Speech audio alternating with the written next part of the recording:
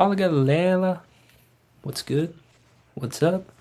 CPETEMMA MMA with the boy Cam MMA, and it's a big fight week. UFC 328 mate. How we feeling?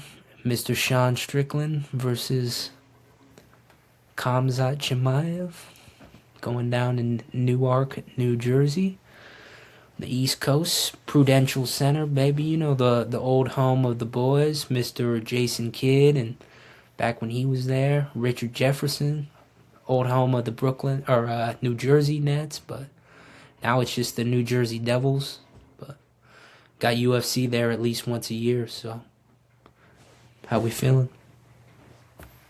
We are feeling good. I hope, Pete, you are doing good. It is amazing to finally be back. It's been about 2 weeks, but I'm glad we back. It's always good sitting down with the brother, talking about the sport that we love.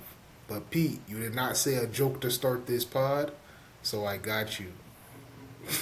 My jokes don't be hitting, but I got you. I got Lay you. it on me. You ready? You ready? I ain't got no joke, bro.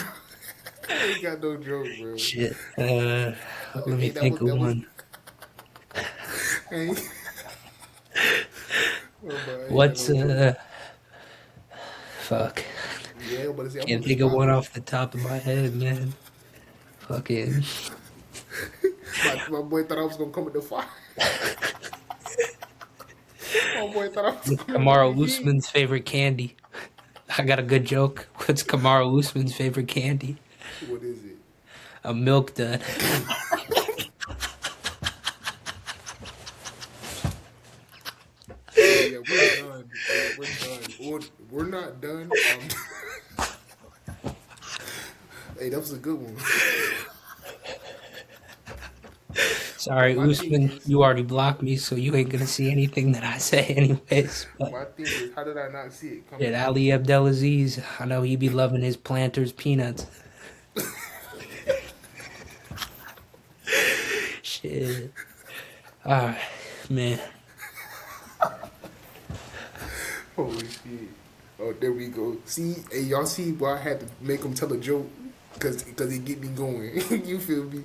Cause You it get know, me you know going how it is. now. On I'm ready to. Sean Strickland, Mr. Yes, sir. Sean, he's Yes, sir. getting his, let's see, is it his third crack at Undisputed Gold? Third crack? Yes, sir. Yes, Because he sir. got Well, I mean, Adesanya. He won his first one. Lost to DDP. Well, I guess third crack because technically the second title fight was, he already had the belt, so it wasn't a crack at gold to win gold. So it's his third opportunity to win it. So far, he's 1-1 in terms of winning the belt as the challenger. So, his first title victory was, I mean, that was a performance we have never seen before. I had never thought that we would see a Sean Strickland like that, just going out there and just beating the shit out of Izzy for 5 rounds. Maybe he lost one round, but yeah, no, he made it kind of look easy, and then he dropped him with that the 1-2 early in the fight, and Izzy just wasn't the same from there. I mean, I know he said he was injured, and I think he got like a DUI and stuff leading up to the fight, so I know he had some shit on his plate, but I mean, regardless, Sean showed that. I mean, he's at the very least a top three middleweight. I mean, Dricus has beat him twice, so you might argue Dricus is still better, but I mean, he's got an opportunity to prove he's number one right now. I mean, if he beats Hamzat, then it might be the. I would go as far to say that it might be the biggest upset of all time. I mean, it's up there, right? You think of Juliana Pena versus Amanda Nunes, right? You think of Matt Serra versus George St. Pierre, fights like that. I don't know if you could think of another one off the top of your head, but to me, those are the ones that come to mind. Some of the biggest upsets of all time, especially ones that I had watched personally live, was Nunez and Pena. I mean, I wasn't there, but I mean, I watched it live on TV, and I was absolutely shocked. I could not believe that fight. So it's one of those fights where it's like, I mean, personally, I want Sean to win. I'm not the biggest Strickland fan, but I want him to win. I'm an American. You're an American. We need more American champs, obviously. But you know, Hamzat's wrestling is just it's on another level. Something we haven't seen before, really, and especially not at the middleweight division. There hasn't been a dominant wrestler like this, and it's been a minute. I mean, Chael might have been the last one that I could think of. Derek Brunson was a great wrestler, but he wasn't so dominant, not like Hamzat. Hamzat just goes out and mauls people in the first round. And I mean, what he did to Dreekis was just next level. It's next level. And Sean put on a beautiful performance against Fluffy Hernandez. It was amazing. Stopped the takedowns, jabbed him up, eventually just wore him down. And I mean, he made the guy who's known for breaking everyone, he broke him. So that says a lot. But yeah, I mean, I don't know about you, but personally, I think Hamzat's gonna win this fight. And I don't know. It's tough to see a path to victory for Sean unless Hamzat somehow gets tired. But which is a possibility. We've seen it happen before, but I don't know. It just seems like he's going to do what he did to Sean to DDP, or what he did to DDP to Sean too. But this thing is, Sean's got better wrestling. He's got better get up ability, and he's got equal, if not better, submission defense. He doesn't get submitted either, so it'll be interesting to see. And Hamzat's had a great training camp too, so I don't know what you think. Some upsets that I can think of off the top of my head. One recently was Tresean Gore versus Asmat Bakoyev. I'm saying his name wrong, but Bakoyev was like a minus 700 underdog, 700 favorite going into that fight. Tresean Gore was like a plus 400. That was like a crazy fight that I could think of off the top of my head. And another one that wasn't so crazy, but someone who's fighting in the main event was Sean Strickland against Fluffy. He was like the plus 250 underdog going into that fight, which I think was pretty crazy. And then one more just to throw out there, Justin Gaethje was like a plus 200 underdog against Paddy Pimblett, so they had Paddy Pimblett at like minus 300, something like that. Those are just a couple, you know what I'm saying, just to put out there. But like you were saying, Hamzat Chimaev, one of the most dominant champions of all time, 15-0. He has the target on his back going into this fight. UFC 328 fight week. We got a lot to uncover. Like you said, if Sean Strickland is to pull this off, this will be one of the biggest upsets in UFC history.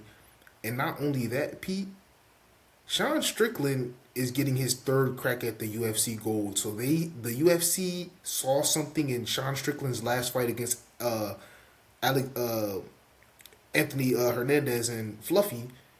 They saw that he was able to finish somebody in the cream of the crop of their prime, who was on a 7 to 8 fight win streak, and was able to get it done in 3 rounds. TKO'd him, broke him down like you said, and he looked flawless. He looked like there was no holes in his game, and he looked like he was the next best thing in the middleweight division, which is starting to get a little crowded because you got people like Kyle Baralio, CLD moving up the rankings. We got people like Izzy still there, Brandon Allen, who's making a respectable streak. Drake is Duplessis, former champion. He beat Sean Strickland twice. So it's like we got a lot of interest there. You know what I'm saying? So it could have definitely been somebody else. A Drake is Duplessis Kamzat rematch. You never know. This is a very interesting fight. The UFC is seeing something. They're like, okay, Kamzat did this to Robert Whittaker. Okay. He did that to Kevin Holland. Okay. He's handled his business. He did that to Gilbert Burns. That was a good fight. He was able to pull out the win. A very impressive win at the time, because in that time when I was on the show with Todd Atkins, we had said that was when Gilbert Burns was in his prime, so that's why Kamzat struggled. And Kamzat was still young. The Kamzat that we see today is a Kamzat that we cannot see losing. You know what I'm saying? But if there is a dude that will beat Kamzat Chimaev, it will be Sean Strickland. But I can't see it happening. But this will be an amazing, amazing card. We got Jeremy Stevens returning. Bobby King Green getting right back in there. We will see him for the second time in Wait, 2026. who the fuck is that guy? Who? Who Jeremy the Stevens. fuck is that? The hardest hitting 145er. Who the ever. fuck is that? The hardest hitting 145er ever. Who the fuck is that guy? Just said it. The hardest hitting 145er ever.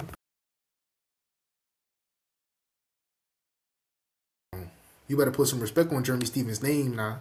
Hardest hitting 145er ever. I know he got Most a. losses in UFC history ever. Listen, I know he has Nick Diaz standing across from him. You know what I'm saying? We got Nick Diaz 2.0 standing across from him. Yeah, I know Pete. Yeah, we got Nick Diaz 2.0 and Bobby King Green himself. That's gonna be a good fight. That's gonna be a good fight. You tell me who you got though. Please, Bobby please tell me. Green versus Jeremy Stevens. Absolutely. I know he did it, but I want you to break that down for me though. I want to know why you got It's Bobby a Green. tough fight, you know. It's a It tough is. fight. It's I a very just tough think fight. a big thing to me personally is that King Green has been active. He's been in the UFC actively for the last what 10 to 15 years roughly. I don't know the exact number, somewhere in between there for sure. But my point being is he's been fighting MMA actively, and he's been fighting at the highest level. He's been fighting guys like Paddy Pimblett, Mauricio Houfi. Um, he's fighting a lot of guys, and top ranked guys too. Like he's not fighting bums. He just beat Lance Gibson Jr. Solid win. Who did he just beat in his last fight? Excuse me, Zell the Hooper. Mexican fella, Daniel Zellhuber. Great win. Knocked him out cold in Mexico City, baby. You know what I'm saying? He's the type of guy, he beats like 75% of people.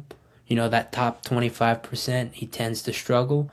But he beats a lot of the top guys. He's not a slouch. He's got excellent boxing. He does a little Philly shell like Mayweather, which works very well for him most of the time when he's not fighting Mauricio Houfi. But or some other people too. But yeah, no, he's got very good boxing, very slick. He's got underrated takedowns too, underrated grappling in my opinion. I mean, that's probably where he's not going to look to go there, but he's got a chin. Jeremy Stevens hits hard, but Jeremy Stevens has been doing a lot of just straight boxing and dirty boxing and BKFC, that type of stuff. He hasn't been in MMA as much, and he's only had two fights in the UFC. Well, he's had one fight in the UFC since he got cut, and he got cut back in 2021. So he's only had one fight in the last 5 years MMA, and maybe he's had some. Actually, I believe he had some PFL fights. Excuse me, but I don't think he won most of them. And he struggled. He does have the most losses in UFC history. I mean, I'm not joking. That's a real stat. And he's fought a lot of the best competition too. So it's not like he's fighting bums. But yeah, I just think he tends to lose. He puts on fun fights. I think this is going to be a 29-28. But I think Bobby's more technical. I think he's probably got the speed too. He's fast, technical, and he's got very good defense for the most part. Bobby, sometimes he gets hit, especially when people are mixing it up on him. But guys like Jeremy Stevens that are predominantly boxing, he's probably going to be able to piece him up a bit, to be honest. I mean, hey, I could be very wrong. Jeremy Stevens is good. He hits hard. He's got weapons. But that's just how I see it going personally.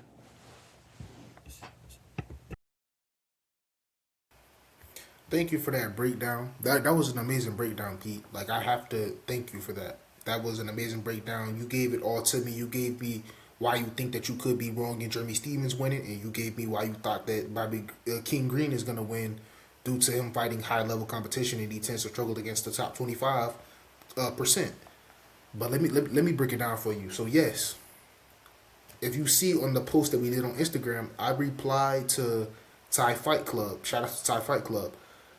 He had said that he thinks that Jeremy Stevens will win. I replied to him and I said, me too. Like, I want him to win. You know what I'm saying? That's what he wants. He wants Jeremy Stevens to I want Jeremy Stevens to win too. You don't love MMA if you don't want Jeremy Stevens to win. That's a fact. You know what I'm saying? We watched Jeremy Stevens fight for years. He's fought Max Holloway. He's fought Charles Oliveira. He's fought Jim Miller. He's fought everybody. You know what I'm saying? Everybody. You know what I'm saying? Jeremy Stevens is a game opponent. If you watch MMA, there's no way in hell, I'm sorry, excuse my language, that you don't love Jeremy Stevens. If you don't love Jeremy Stevens, you don't love MMA. That is a fact. They was up there on that stage. Like, I have to bring this up. They was up there on that stage. Conor McGregor was bullying everybody on that stage. And he had the courage. This is why I love Jeremy Stevens so much. He had the courage to speak up and go like, me, I'll whoop your ass. And he said, is that guy? He said, I'm the hardest hitting 145. You know who the fuck I am.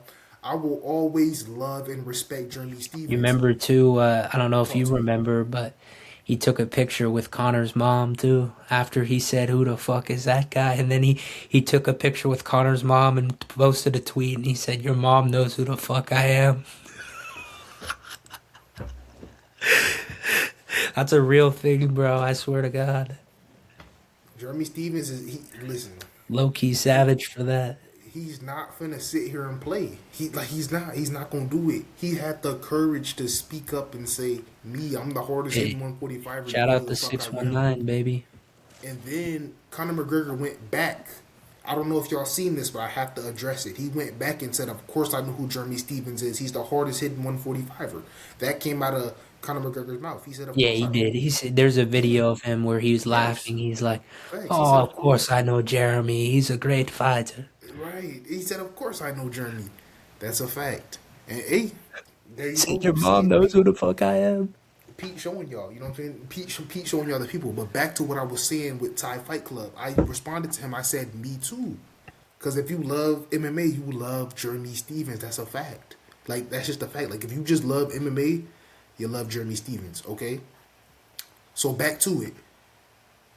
Jeremy Stevens, game opponent. He's fought everybody, like I said. Bobby King Green. He's in there, in the fire, just doing it. Yes, I want Jeremy Stevens to win, but I don't think he will win. So yes, that is my breakdown. I want Jeremy Stevens to win, but you're going against a guy like Bobby King Green. He fights like Nick Diaz. Nick Diaz. Yes, I said it. Bobby King Green fights like Nick Diaz. So yeah, with all that being said, shout out to Jeremy Stevens, shout out to Bobby King Green, but I gotta go with Bobby King Green for this one, Pete. Yes, that's a fact. And we got Surzakayev returning. You know what I'm saying? Give me your thoughts on Surzakayev. And he's fighting against a tough Brazilian, 11-2. Nothing to play with. Come on, Pete. Nothing to play with. You know how we get. Come on Yeah, now. no, DeJordan Santos versus Bysengor Sursukayev. It's a pretty solid scrap. I mean, everyone knows that Sursukayev has the fucking hype on him. He's Hamzat's teammate. He's from Chechnya as well. He's got pretty solid wrestling, pretty solid boxing as well. He had a nice knockout in his last fight against Eric McConaughey. To be honest, I wasn't super impressed. He kind of struggled in that fight. McConaughey's good, though. He's a veteran. He's solid. But, I don't know, I just was not super impressed by Sursukayev in his last fight. But all that being said, I do think this is a fight that's set up for him to go out and win in a big way. And it's more than likely what's going to happen. I'm just being honest with you. Yeah, I don't know. Santos is decent. If I'm not mistaken, he's the same guy that knocked out Gregory Rodriguez on the Contender Series. Let me fact check that real quick, but I'm pretty sure he is. I know he beat Danny Barlow in his last fight, which is a solid win. So, gotta give him that. But, yeah, I'm not mistaken. He knocked out Gregory Rodriguez during the Contender Series all those years ago. Let's see if I know what I'm talking about. I'm pretty sure.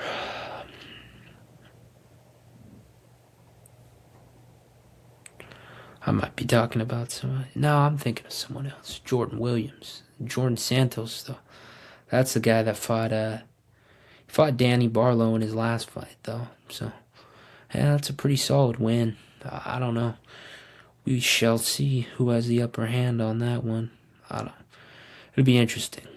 That's all I could say. It'll be interesting. Do think Susukayev's a little bit overhyped right now, but hey, I guess this is his chance to prove whether he is or not.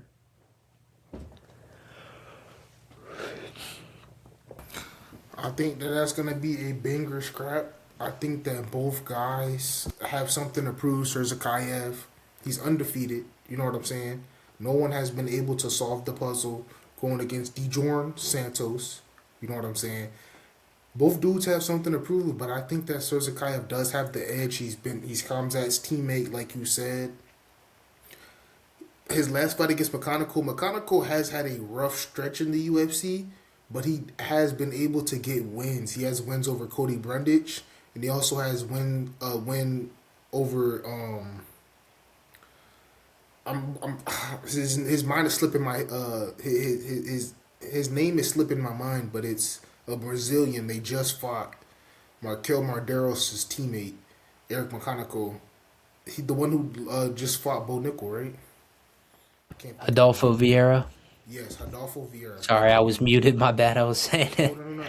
My bad. Adolfo Vieira. Yes, that was a wonderful performance, and I had a feeling that McConnell was gonna win that fight because why would they match that fight up and then the odds looked so weird? I'm like, yeah, McConnell's gonna win this fight, but he's done. He's got some wins in the UFC. I think that was a solid fight. You know what I'm saying? He was still able to get the win, which is the most important thing when you're fighting somebody kind of like Ilya Topuria versus Jai Herbert. He had to deal with some adversity. But what was the most important thing was Ilya Topuria was able to find that win, and the win has only aged better for him. You get what I'm saying? So it's just situations like that. When you're young, you find that little curveball and you're still able to solve the puzzle. Yes, it was a very interesting fight, but he was able to get the job done. And I think that will be a banger. And I think he will remain undefeated and go to, he's 11-0, so I think he will go to 12-0. And yes. Yeah, that fight. I think that fight is just set up for him to win. I mean, obviously, he's undefeated. Hamzat's teammate. They don't want to see him lose. That's for damn sure.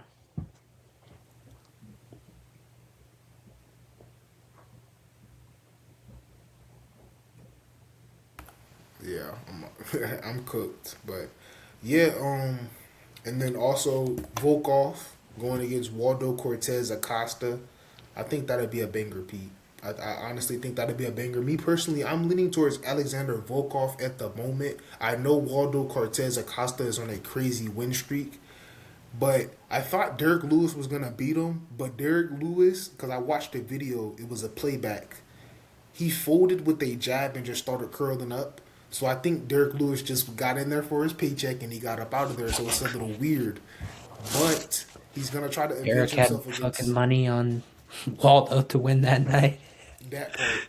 But I feel like he will flip the script against Josh Hogan. I don't know how it's gonna play out, but I don't think he will.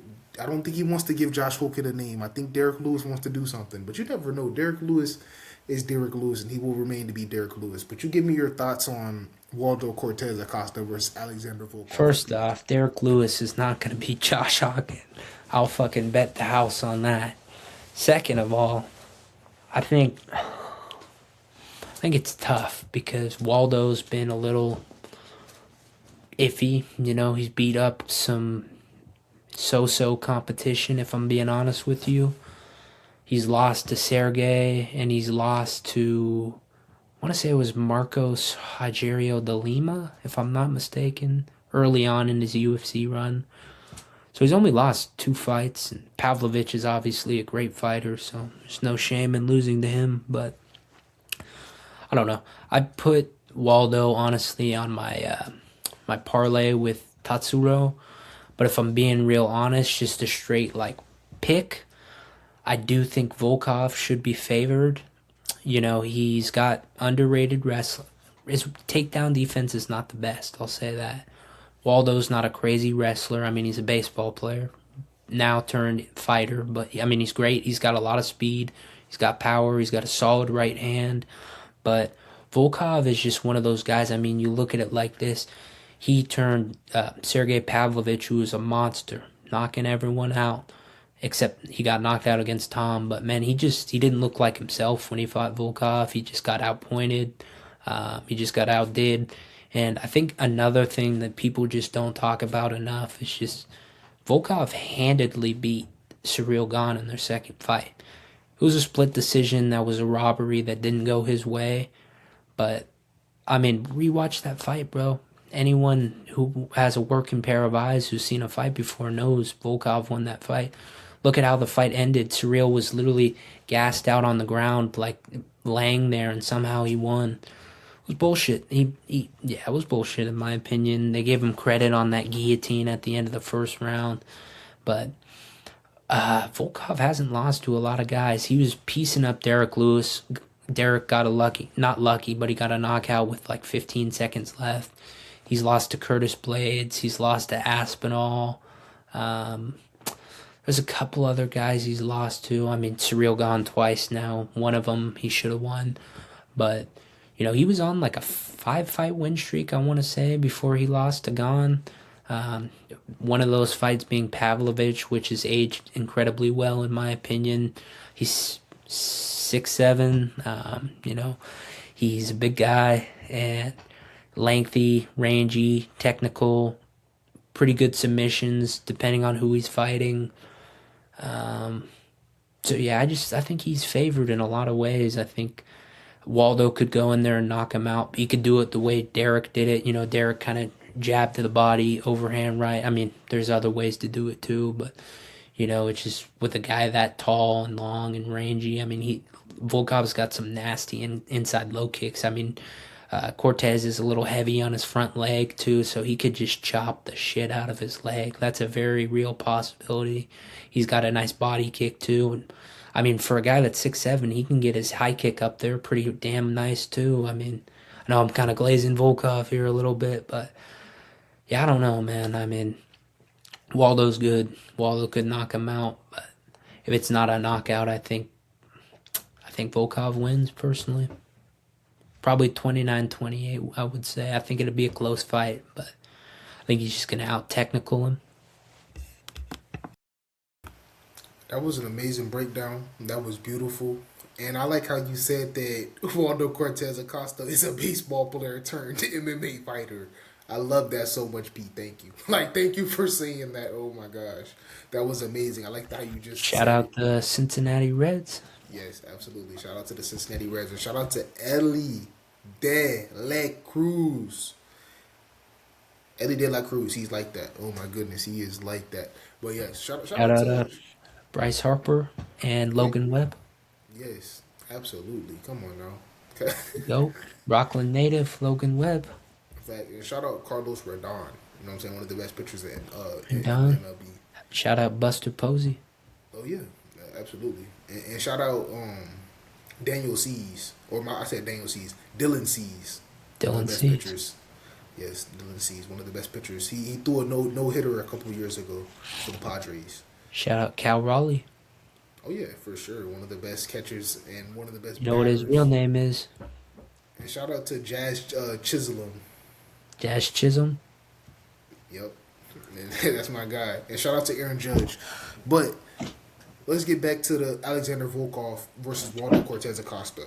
So we got Waldo Cortez Acosta, who has been killing it. You know what I'm saying? Shout out to the Giants. Shout out to Justin Verlander. One of the best in the game. But yeah, no. But we got Volkov taking on Waldo Cortez Acosta. Waldo Cortez Acosta is riding a crazy win streak. He's getting knockouts. I know he had back-to-back fights, and they was in a month. You know what I'm saying? Like a month span. Waldo Cortez Acosta, and then he fought the beginning of this year. Waldo Cortez Acosta loves to fight, and he loves to feed his family, and that's a fact. If you want to go to the other side of fighting, and what I mean by behind the scenes, Waldo Cortez Acosta wants to fight about 4 or 5 times a year, 6 times if you let him. You know what I'm saying? 6 times if you let him. So that hunger, you know what I'm saying? The drive, the discipline to want to get in that octagon and fight and put your body on the line. But we're stepping into a different body, you know what I'm saying? Like a different monster of a man in Alexander Volkov. Like you said, he's 6'7". He can get that high kick up there. His defense off of his back is still very solid. when like his fight against Jelante Almeida. Almeida, you know how Almeida fights. He wants to take you down. He wants to hold you up against the cage. If the referee breaks you up, he wants to get right back on you and get right back to his position so he can get that control time. Volkov did a wonderful job of not, like, he did not stop striking. You know what I'm saying? He kept letting off that rip, punch, punch, punch, punch, punch. Kept getting your hits off. But me personally, I think he lost that fight. You were on your back the entire fight. Almeida was having you all around the cage. I did watch the fight back because when I had said it at the time, I'm like, let me go watch the fight back to make sure what I was saying was 100% right. And I think I was 100% right. I think Volkov did win. I did lose that fight against Jelante Almeida, but I think he did a good job of continuing to strike no matter how bad of a position that he's in. I feel like this fight will get ugly, and I have to lean towards Volkov. He's a lot bigger. He's a lot taller. He's a lot more experienced than all of the people that Walter Cortez Acosta has fought. And I don't want to say Cortez Acosta is going to get humbled here because there is a chance to where Cortez Acosta really rocks Volkov and he finds some confidence, and this fight could possibly go to decision, and he might lose by decision. And he's like, I just did this with one of the best heavyweights of all time in Alexander Volkov. My confidence is all the way there. So you have to see the results of this fight to see how this fight goes. But I think that this will be an amazing fight. It could potentially be a split decision fight. You never know. But I am leaning towards Alexander Volkov to get the job done. But we also got two title fights. Joshua Van versus Tatsuo Taira. That is a banger, Pete. Yeah, no, that's definitely. I mean, we've been waiting on it for a minute. Not only that, we've been waiting on some movement in the top, the flyweight division for a minute because Pantoja got injured in December of last year, so it's been a minute, and we all kind of yearn for some movement at the top of the division. We want to see. Personally, I would like to see what Joshua Van is going to do in a title fight. I would also like to see what Tatsuro Taira is going to do in a title fight because, call me crazy, but I mean, at this point in time, back in December, I think he had earned the title fight. But if I'm being honest, I don't know if Tatsuro Taira really deserves a title fight. And I'm not hating. I'm not hating at all. But I just think, you got guys like Manel Kape, right? You got guys like Kyoji Horiguchi. I mean, now they're fighting each other, of course, but I think Manel Kape low-key deserved the title fight, if I'm being honest with you. Just my opinion. All that being said, I think that Joshua Van's going to struggle. He's got really good takedown defense, but Taira's different, bro, and when he gets on your back, it's not a fun game. And Taira's kind of very similar to Pantoja. Might not be quite as gritty. I think he's more technical. His boxing has improved quite a bit. We saw his fight against Moreno. He kind of took it to the ground. The Korean gentleman that he fought. I don't know why I'm forgetting his name, but he knocked him out, and that was pretty solid. And he's got a couple good knockouts on his resume. I think he knocked that guy out and ended up submitting him. Let me fact check myself real quick so I'm not speaking out of my ass. Talking But about the main event between him and Hungwei Sun Park. yeah, I was forgetting how you say that guy's name. Yeah, Hyung Sung Park. Yeah. Yeah, it was a submission, but he knocked him down. I remember that his striking looked pretty clean in that fight, but just interesting, right? Because if Taira gets him down, is he gonna be able to finish him? But I don't know, man. It's like I don't want to talk myself out of my own picks, but if I'm being real honest, I think Joshua Van has a great chance to win this fight too. I really think it's one of those, if Van can stop the takedown, I think Taira's in a lot of trouble, and I think if Taira's gonna consistently get him down and drown him out, then Van's just gonna get, rinsed and repeated. But I don't know. Personally, I'm not going to give a full prediction. I know I made my pick with AJ that I think Taira is going to win.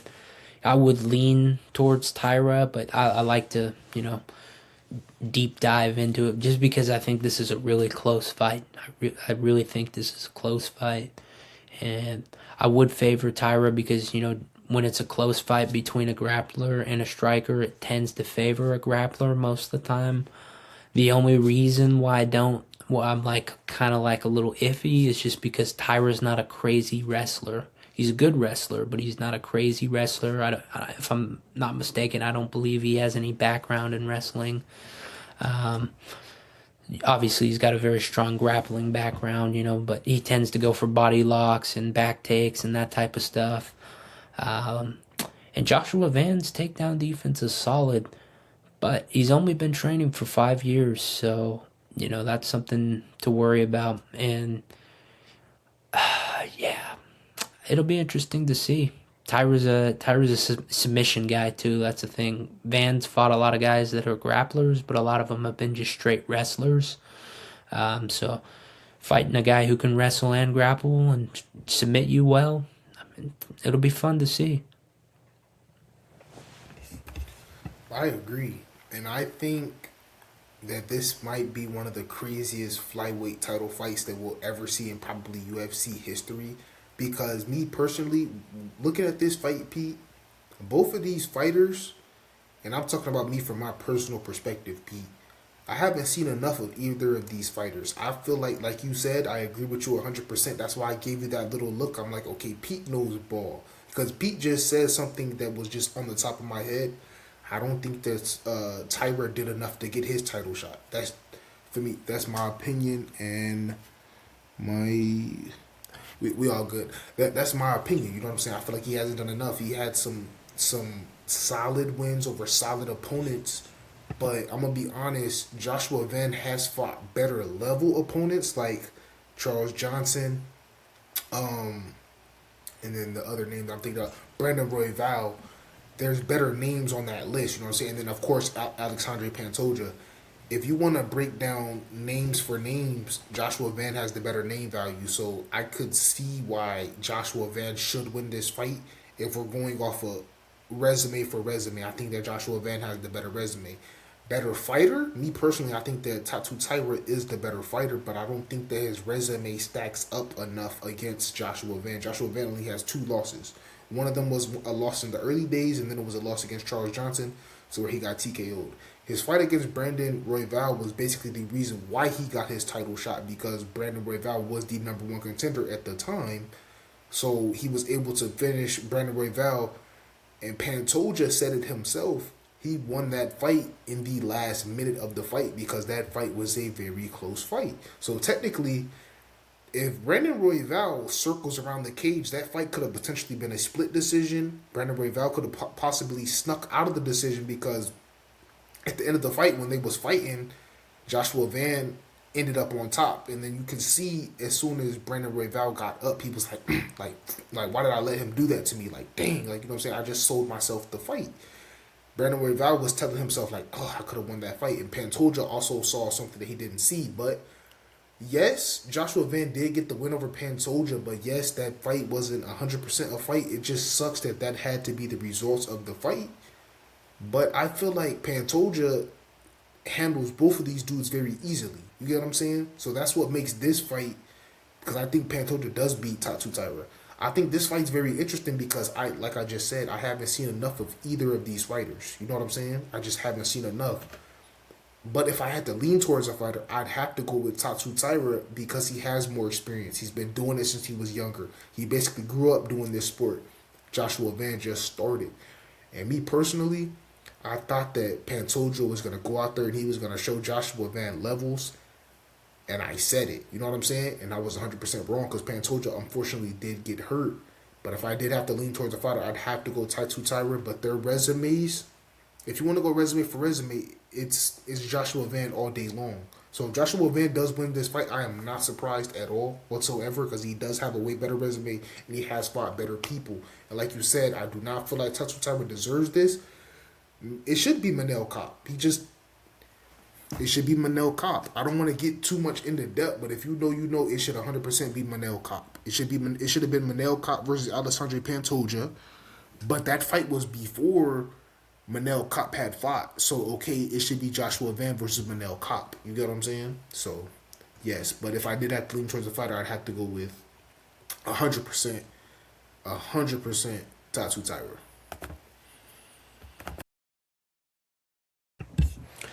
Yeah, no, I mean, shit, that's valid. It's valid. I do think Van's being slept on a little bit, if I'm being honest with you, but I kind of understand why. But I guess we'll see.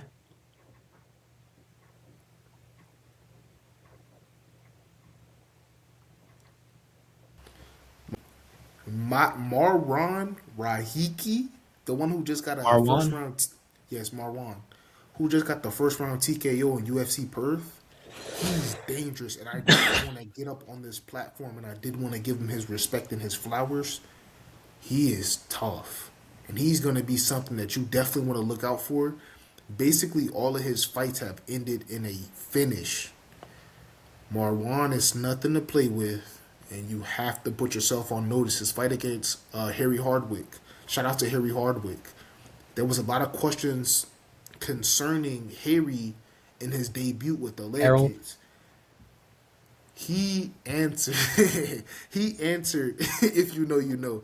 He answered every single question that you had. He is a dog and he can fight. Yes, he did get his jaw broken, but Lord have mercy, Harry Hardwick is tough. But Marwan Rahiki, he made quick work, and I also want to give a shout out to Brad Fitzgerald. I feel like that this past couple weeks, he's gotten a lot of hate for no reason, and I feel like he's very good at what he does, Wait, and I who the feel like fuck is Brad Fitzgerald? the UFC commentator, the one that was just alongside, the one that was just commentating for Perth. Did I say his name wrong?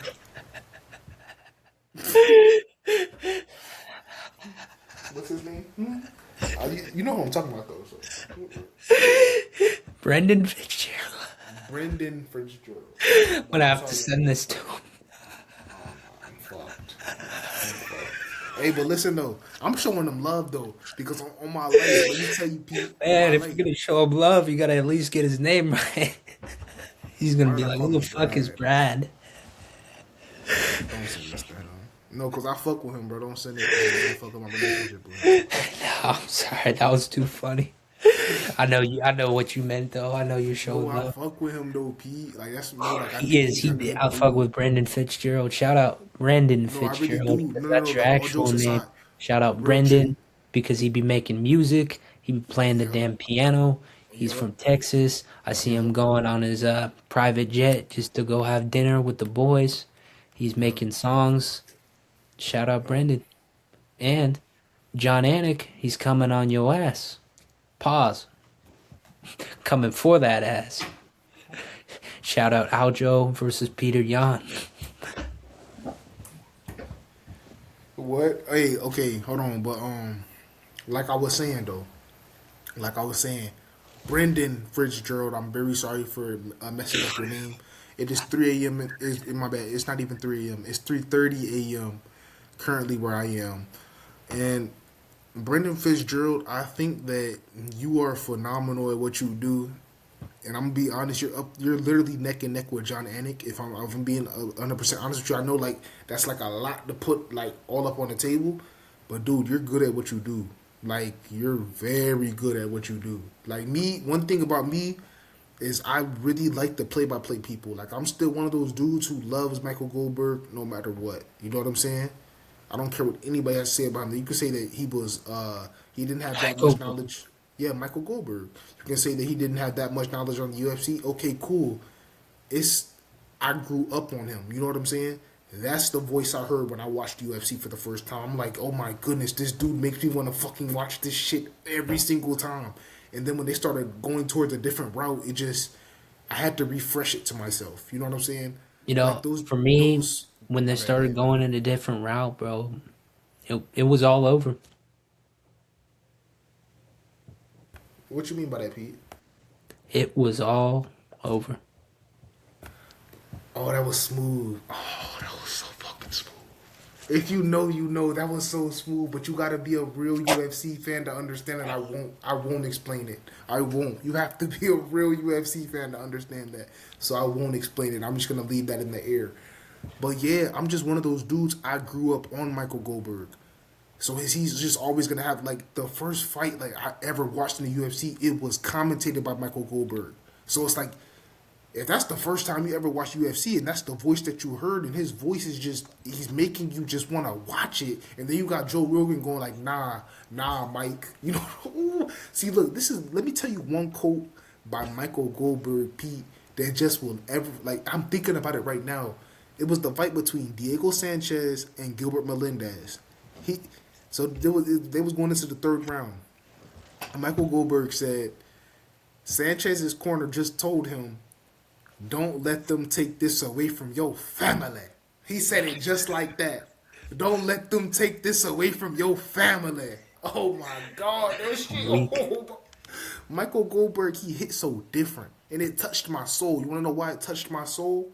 Because if I was Diego Sanchez and my corner told me, "Don't let them take this away from your family. Don't let them take this away from your family," I'm gonna go out there and I'm gonna throw everything I got. And just the way he said it, it just touched my whole soul, Pete. So yeah, shout out to Michael Goldberg, shout out to Brendan Fitzgerald, and shout out to John Anik. Y'all are all amazing at what you do. And shout out to Joe Rogan, Dominic Cruz, DC, Michael Goldberg, Michael Chiesa. What a beautiful team. And I also hope one day that I will be a part of the rotation because I love what y'all do. I inspire to be exactly just like y'all, and I post TikToks to try to put myself out there so I can be just like y'all one day, and I can be in the rotation, and I can just do the Dana White Contender Series fights. I can do just the Meta Apex fights. I can do whatever y'all need, and I can do one card a year. You know what I'm saying? Just get me started. I'm ready to go. Let's do it. Much love and respect always. But moving on to the next fight on this card, we got Atiba Gata. I don't know how to say his last name, but he is a legend of the sport already. We call Ataba him Gatier. Gatieba, Mr. Mini Ninganu. Let's talk about it. Let's talk about it. Yeah, I mean, the guy he's fighting is Ozzy Diaz. Pretty decent little scrapper. Not bad, but he's not the best. But I mean, let's just call a spade a spade. They're setting him up to get fucked up. Just being honest. This is a matchup where they want Ataba to go in and highlight real KO him. And more than likely, there's a good chance that that's going to happen. I mean, I'm trying to think. Who was Ataba's last fight? I know he fought, was it 324? He fought at the beginning of this year, if I'm not mistaken. And I think he kind of struggled in that fight. I believe it was a decision. He ended up going to decision. I just don't remember who it was against for whatever reason. But let me look it up. Oh, it was against that Russian guy, Andrei Pulayev. So I'm pretty sure he hurt him early and nearly finished him, and then he went to a decision and kind of just inked it out. Wasn't super impressive, if I'm being honest, but he still won the fight, so it doesn't really matter. But, I mean, again, like I said, Ozzy Diaz is decent, but he doesn't have the same power, and Gautier is probably just going to knock him out, just walk him down and knock him out. Just what I see happening personally. It's just what he does against pretty much everyone that he's fought so far. I believe he does have one loss against some random guy and early on in his career, but a lot of fighters do. You know, it's not something out of the ordinary. But yeah, I think Gautier is gonna slime him probably pretty bad and probably in the first round. Ateba Gautier knockout in the first round. Probably, I'm going to say he's going to get him with a overhand right or maybe an uppercut. He's going to hit him with something big and wobble him and probably just finish him off from there. I don't see how Ozzy Diaz wins this fight. Hey, I could be wrong on that, but if I have a lock of the week, this is my lock of the week. Ataba Gautier knockout. And if you want a prop bet, again, I'm not even a bettor. I'm just saying, just throw it out there. But I would definitely take the under 0.5 or under 1 round prop or whatever that would be, under a round. He's going to finish the fight in under a round, under 1.5, whatever it is, either of those. But he'll get it done before the second round finishes for sure, before getting into the third. So, yeah. But Atiba Gatier, pretty solid, big fella, Ngannou size. They list him at 6'4". He's definitely not that big, but he's probably at least 6'2", 6'3", and extremely muscular. He's like, what, 24, 25? Or he's younger than that. I think he's my age. He's like 23.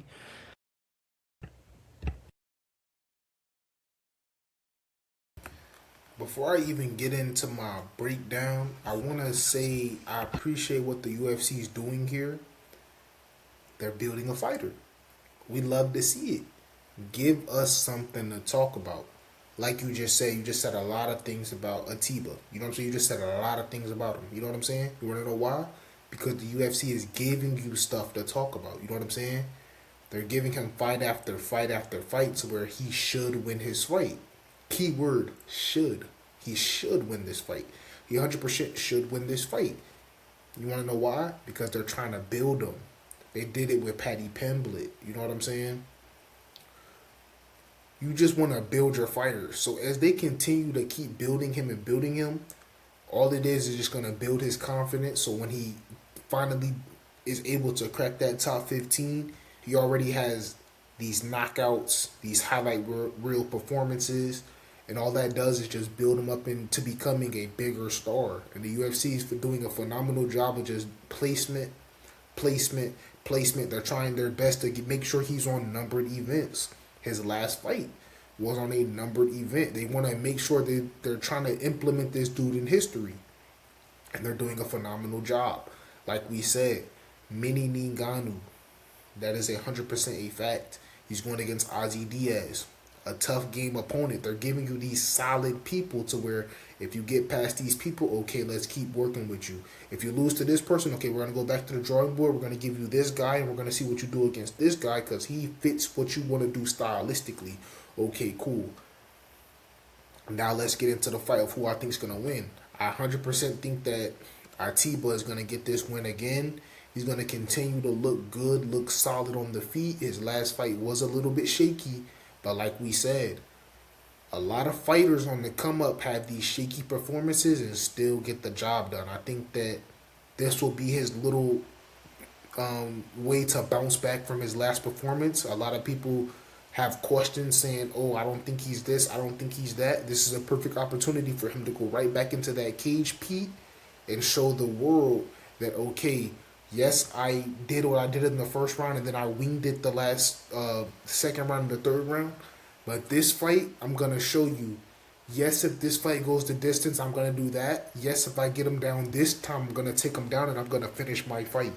So, yes, I think that this is just more opportunities for room to grow. And I think this is just another opportunity for him to go out there and really just show the world what he's capable of.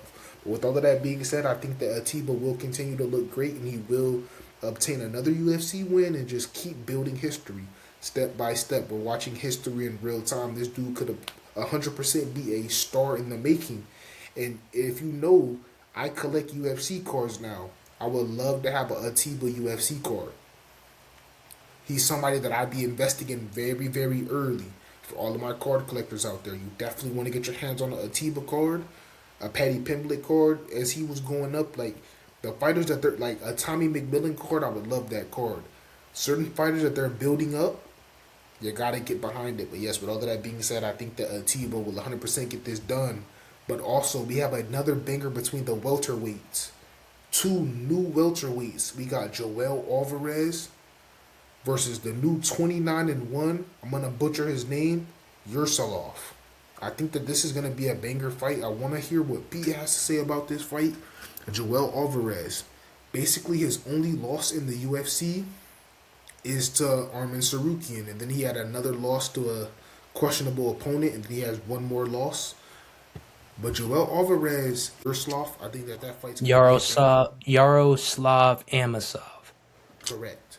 I think that this fight is going to be a banger. Joel Alvarez only has 3 losses. Yursalov only has 1 loss.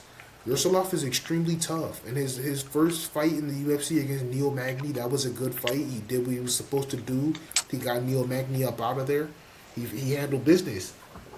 This is a extreme step up in competition. I think that Joel Alvarez will beat Neil Magny. I talked about this with my friend a long time ago when Joel Alvarez was first moving up to welterweight, way before his fight was booked, because he was supposed to be fighting Benoit Saint Denis at the time, and lightweight, and the fight had got canceled.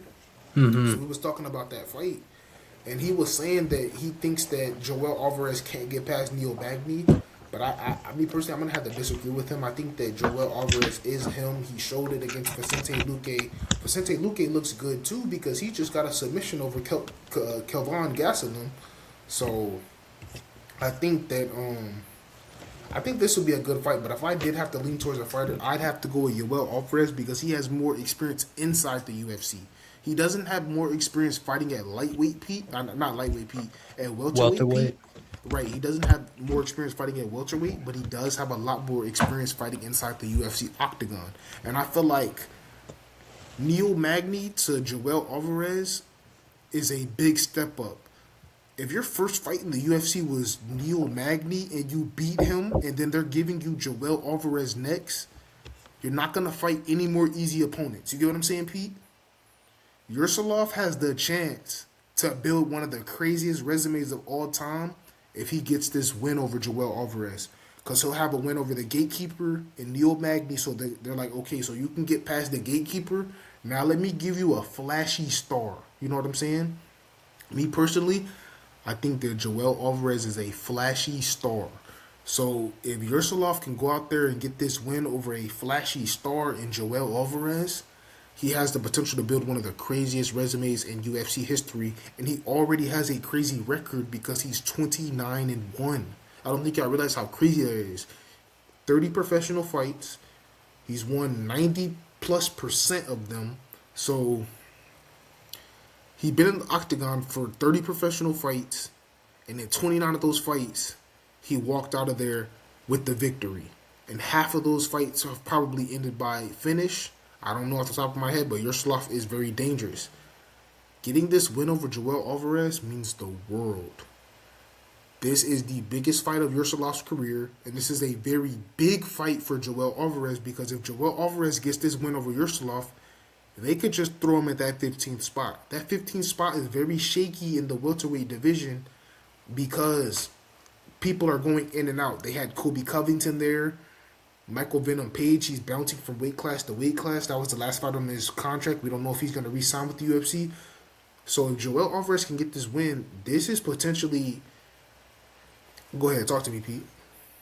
I think MVP has one more fight on his contract. Right, but the thing with the UFC is they can release you at any time. So that's what I'm saying. So it's like after that performance against Sam Patterson, you kind of played in our face. Do we even want to keep working with you? I don't know. You have one fight left on your contract. Do we just give you another bummy opponent? I'm not saying Sam Patterson's a bum, but like a fight that has no implication to build his resume or his career to have him go forward. You get what I'm saying? Like he doesn't like a top 10 opponent, like MVP versus Bilal Muhammad. You know what I'm saying? Something like that. MVP versus the winner of Hakeem Buckley and Sean Brady. You get what I'm saying? Like give him a fight that will help him build his career, build his resume. But I think the winner of this fight between Joel Alvarez and Yursalov can 100% just snatch up that 15th ranking and have that number next to their name. But it can't be by no decision though, Pete. You know what I'm saying? You gotta go out there and you want to get a finish because both you guys are tough. If Joel Alvarez gets a finish over this dude, okay, Joel Alvarez is legit because he has only lost his Armin Sarukian. So what do we do, y'all? You get what I'm saying? So you give me your thoughts on that fight, and I want to know who you have for that fight too because that's a really good fight, Pete. You see, that's a tough one because, you know, we haven't seen a whole lot of Amasov yet in the UFC. But to be fair, you know, Joel Alvarez has been solid. I feel like he hasn't been super active since he's been in the UFC. He did lose to Damir Ismagulov as well in the beginning of his UFC. I believe his first UFC fight.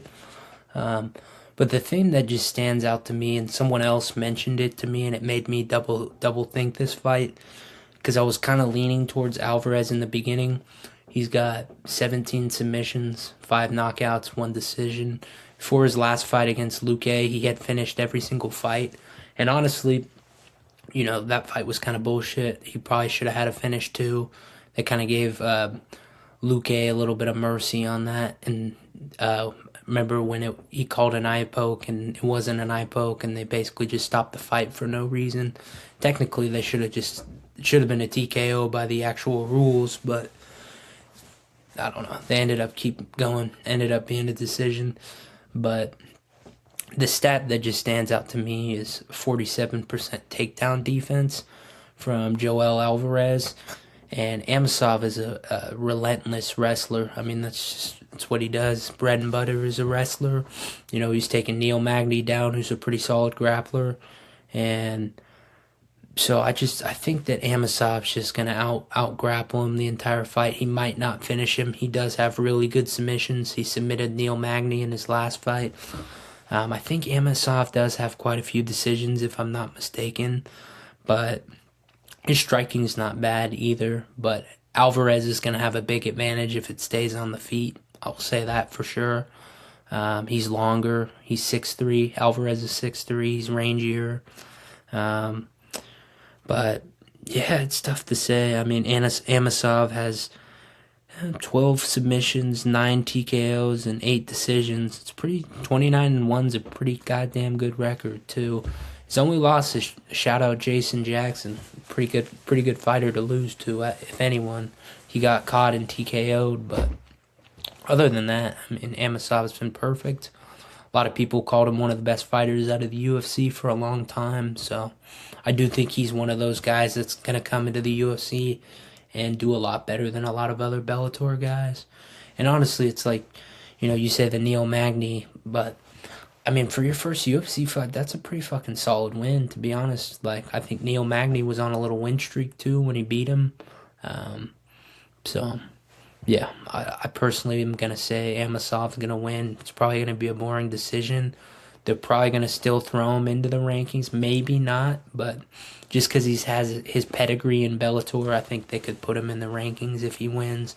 And Joel Alvarez is a really good name to beat, but, I mean, Alvarez is live, bro. He's a finisher, too.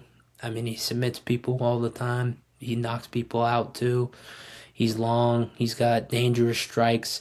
If Amosov can't take him down, he's probably going to TKO him, to be honest. That's how I see it going. That is a wonderful prediction. And honestly, may the best man win, because like we both agree, this is a 50-50 fight. Either fighter can win. Who is going to be the better fighter on this night? There's only one way to find out, and we will find out Saturday night in New Jersey.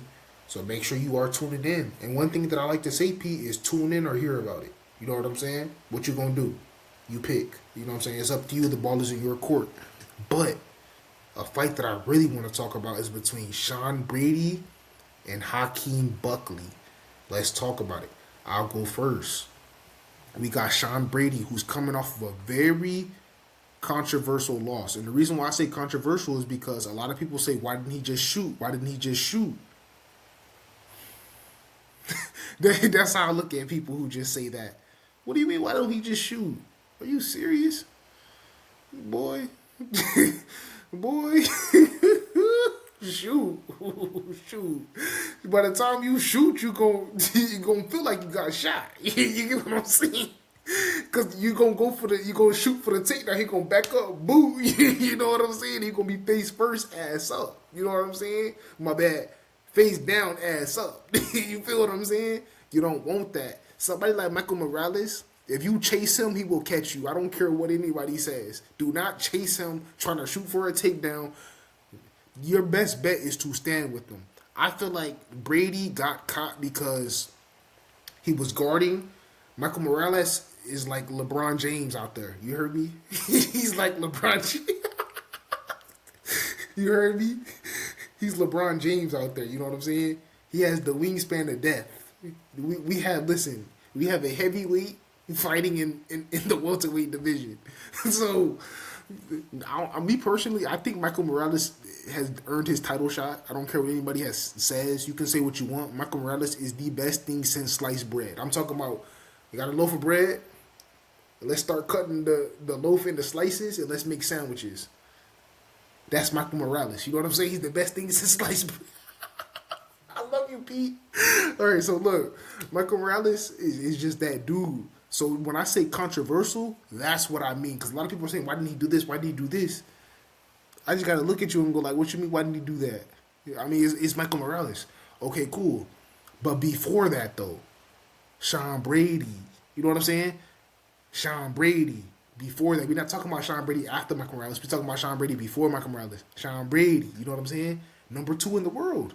Before losing to Michael Morales, you know, it's crazy. Man, that's Tom's motherfucking son. A lot of people, this is what a lot of people not going to understand, Pete. This is what a lot of people not going to understand. Sean Brady put his number 2 ranking spot on the line to fight Michael Morales to prove a point that he was next for the title. You can't do nothing but respect it. If you're sitting out here saying Sean Brady this, Sean Brady that, you're not a real UFC fan. He's a game opponent. Bro put his ranking on the line. He basically is like... People forget he fucking went to London and submitted Leon Edwards. In his backyard. Leon Edwards in his backyard. And I'm talking about some dominating him the entire fight. Sean Brady, you know what I'm saying? Number 2 in the world at the time. He put his ranking on the line. Now Michael Morales is top 5 and he's basically the title shot. Me personally, I think he deserves it over Ian Gary. That's me personally. I don't care what anybody says. We can talk about it all day long. And I think Michael Morales will beat the bricks off of Ian Gary. That's just me. Like, Michael Morales is so good. Like, he's so good. And I feel like... Hell yeah. I agree. He don't even get the recognition, bro. He doesn't. Like, he's different, bro. He's built different. Because if he did get the recognition, Pete, they would have already booked the fight. You know what I'm saying? Main event, let's do it. UFC 329. I think they just want to see one more. For what? I don't know, bro. You know, another thing, too, what? For what? Is they haven't announced anything yet. Knocked out Gilbert Burns. Knocked them out.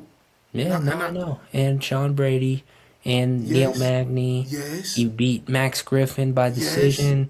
Yes. I'm trying to think of more of his wins. Knocked out Adam Fugit. Yep. He's got Max some Griffin good-ass is a game wins. opponent. I don't care what anybody says. That's the most game opponent you're going to get. And the thing about Michael Morales is he got into the UFC when he was like, what, 20 or 21? Very young. He was super young. 22 at the oldest. He's just gotten better and better and better since he's been in the UFC. He got in the UFC at 2022, and he's just gotten better every year.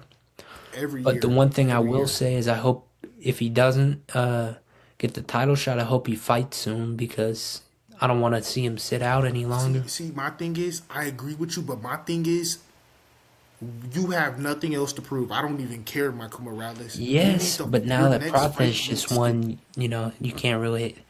You know what I'm saying? The division's going to keep moving on. Prates has a loss. You know what I'm saying? He hasn't lost to Ian Gary. So the next fight should but that was 3 fights ago. He's on a 3-fight win streak now. I understand, but it should still be Michael Morales versus Ian Gary for the title shot. Versus Ian Gary? Carlos is third. So look, this is how it should go, right?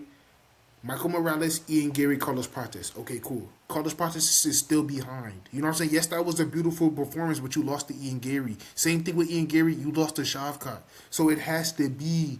And yes, this is all on video. You know what I'm saying? Ian Gary, you lost to Shavkat. Yes, Shavkat's not in the UFC right now, but you lost to him. Carlos Prates, you lost to Ian Gary. Y'all are both behind. Michael Morales, nobody been able to solve the puzzle. He was number 8 or 7 at the time, and he fought up in the top 2, just like you did, Carlos Prates. You was number 5, and you fought the number 1 guy. It's a line. The line is Michael Morales, Ian Gary, Carlos Prates. The reason why I got Michael Morales first beat is because nobody's beat him yet. Okay, cool. Nobody's beat him yet. That post that you just did, let's do it. Main event, let's do it. We can do that in Brazil. What, in Brazil? Right? Yeah, we can do that in Brazil. Yes. We can do that in Brazil. And the reason, yes, that post right there, you want to know why we can do that in Brazil, Pete? Yeah, hold on. Let it play. Hold up. I don't know if I can play that for copyright purposes. Yeah, we can't do that. I got it in my head for a second. But yeah. Let's do that. You know what I'm saying? That fight right there, the one that Pete just showed. Okay, let's do that. Carlos Prates, you still got one more fight. That was a beautiful performance, and you just did that to a former champion. Yes, give you your title shot. But Michael Morales ain't lose yet. You know what I'm saying? Ian Gary, y'all both lost. Michael Morales ain't lost. So, them two, you either got to rematch them two, or you got to give one of them, whoever you think's next Michael Morales. You have to. Like, that's the only right thing to do. Sean Brady, and if Sean Brady goes out there and beats Hakeem Buckley, you know what I'm saying? Then it gets more interesting. You know what I'm saying? It gets more interesting, Pete. It does. It does. Because if Sean Brady goes and beats Buckley, who's a top 7, top 6, top 8 guy, or no, he's top 10, my bad. He's top 10. I'm tripping. He's probably not 8, 7, or 9. But Sean Brady's still that guy. Yes, if he goes out there and beats Buckley. Buckley's like 8, I want to say. He's definitely top 10. I think he's like 8. Yeah, he's top 10 at the highest. So that win only looks better for Michael Morales. So it's just it gets real interesting. But me personally, I'm leading Hakeem Buckley for this fight, and I like how Buckley be talking that junk. He be saying, "This is what Buckley be saying, right?" Buckley will go like, Jack Dilla, let me talk to you. He said, Jack Dilla, Medellin, let's get it on. You know what I'm saying? You can't do nothing but respect it. Also, he also talked about that he wants to fight Michael Morales. I don't see anybody else in the division that wants to fight Michael Morales. You tell me. Other than Sean Brady. Sean Brady and Hakeem Buckley. And guess what? Them two people is fighting each other. They're the only two people that want to fight Michael Morales. I remember he even pulled up on Darren Till and Hamza. He said he was down to fight both of them. Who, Buckley did? You haven't seen that video?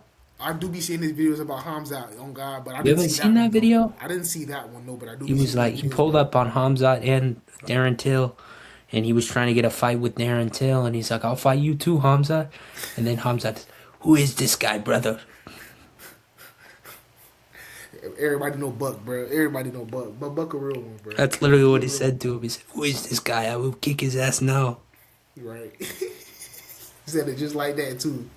Said it just like that. But my thing is, though, let me talk to you. Hakeem Buckley wants to fight Michael Morales. Carlos Prates don't want that. I mean, I'm no disrespect to Carlos Prates, but I ain't see you say, let me go whoop on Michael Morales so I can really get my title shot. Because you know if you beat Michael Morales, you get the title shot. Think about it. Ian Gary don't want to fight Michael Morales. Ian Gary like, okay, since I lost to Shavkat, let me redeem myself and go beat Michael Morales. You're not saying that. And that's not me hating on y'all. It's just the truth. You know what I'm saying? It's the truth. We all, even myself, we all try to just block out shit that we just want to annoy. You know what I'm saying? That we just want to ignore. I'd block out Michael Morales too. If I was Ian Gary, I'd keep politicking until you just give me my title shot, because I don't want to fight Michael Morales because it's a risky fight. Yes, but let me give you another example. That argument doesn't make sense because... Okay, talk to me. I can explain. It doesn't make sense because you're dodging Michael Morales to get a title shot, but Islam isn't an easier fight. You know what I'm saying? You might not want to fight Morales, but it's not because he's scared of him. It's because he doesn't want to have to potentially risk getting knocked out and not getting that title shot. If he can avoid that fight, then he'll avoid it. But if he had to fight Morales for the title shot, I don't think he would be scared. I just think unless he has to fight him, he's not going to try to, you know? But my thing is, if you know you want to fight for a title, why not call him out, fight him, beat him, and get your title shot? That's just my thing. If you really want But if you could just get a title shot without having to fight him, why wouldn't you just do that? But they're waiting around, though. Yes, it's probably Ian Gary, right? They announced it or what? That's what I'm saying. No, they haven't, but, I mean, they basically have. Because Prates said in the press conference, he said that he hopes Ian Gary wins so he can get his rematch. Facts. Now he did. So he pretty much basically. So he leaked it. He leaked it.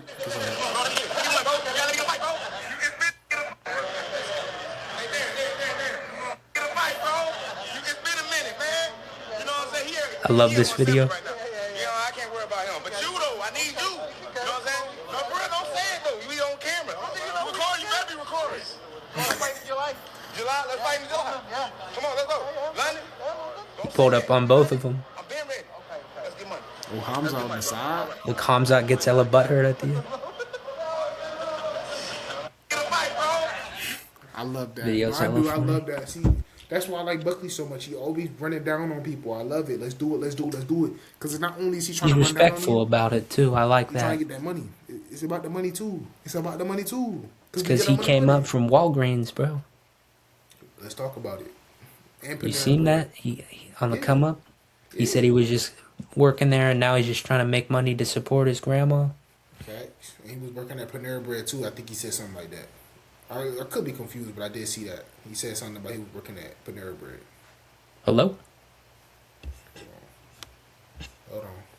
Don't tell me it's Shit. back. Hold Boy on. cut out. No. Yeah, we froze up on you. No. No boom, Elmo. No boom. Looks like the man, the myth, the legend has cut now. Now we shall see if we can get the man, the myth, the legend back into the stream.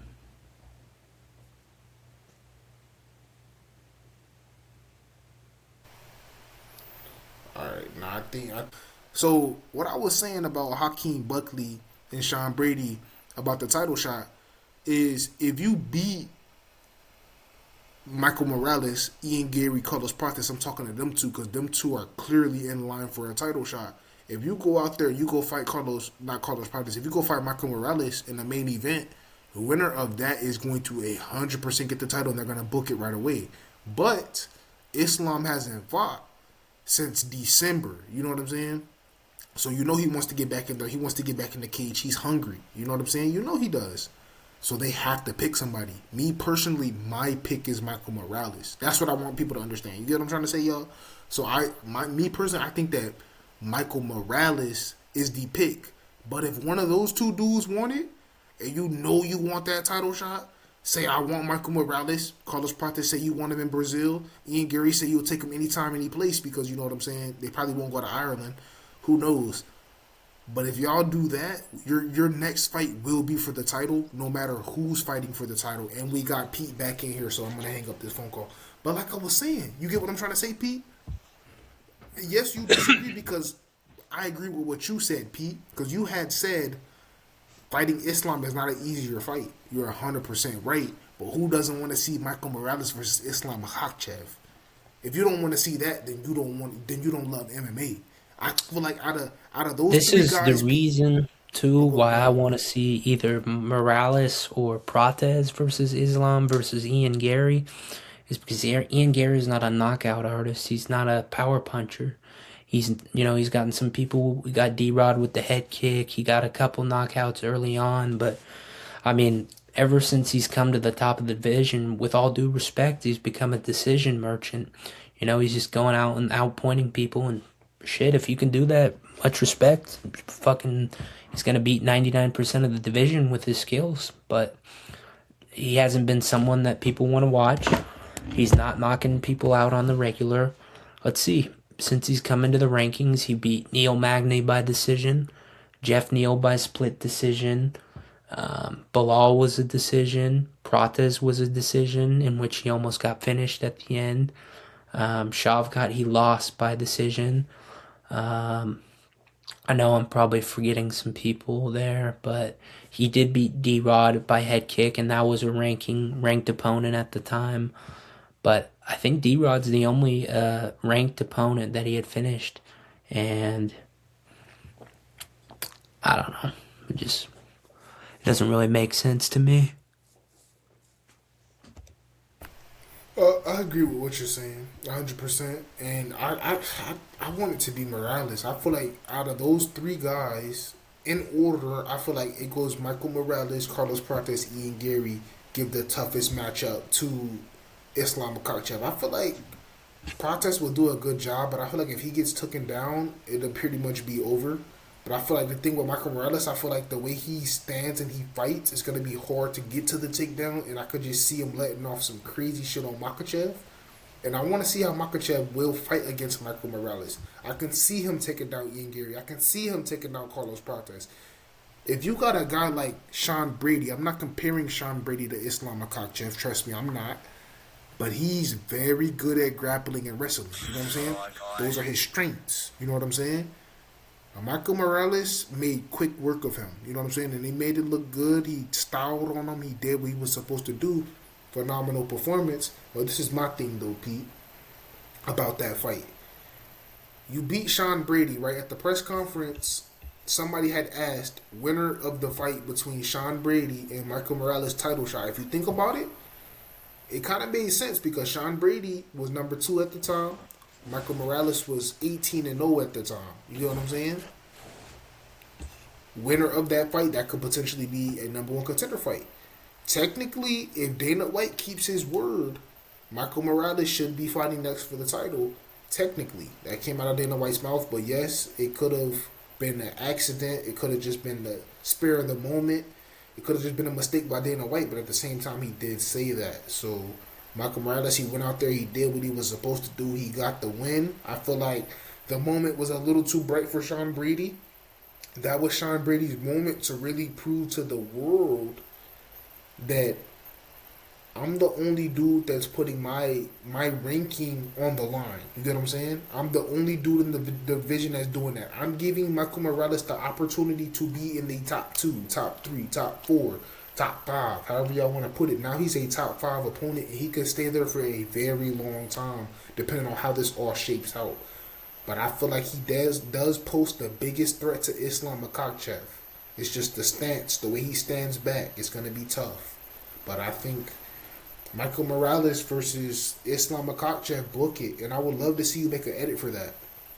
Like, I want you to put like a real caption in your thing saying, things is very interesting on who's going to get the next title. It should clearly be Ian Gary. Okay, cool. He's doing his thing. But after that performance against Carlos Prates and JDM, it's tough. But we also have Michael Morales, who's 19-0, who's standing right there. So is the fight to make Islam versus Michael Morales? I would love to see that edit from you, Pete. And then I want to see what all the fans of the community have to say, because believe it or not, this is all of us, everyone who's watched the YouTube videos. I read all the comments in those videos because I want to see what y'all want to see. I do. I reply to some too. Y'all can go check it. I reply to comments. I leave comments. I read them all. So, yes, I want to see what y'all want to see too. So, that's a fact. But, yes. And I think that Hakeem Buckley will get the win over Sean Brady. So, yes. And shout out to Myron Rahiki. That boy's tough. Marwan Rahiki? Yeah, he's pretty tough, I'm not gonna lie. Young fella.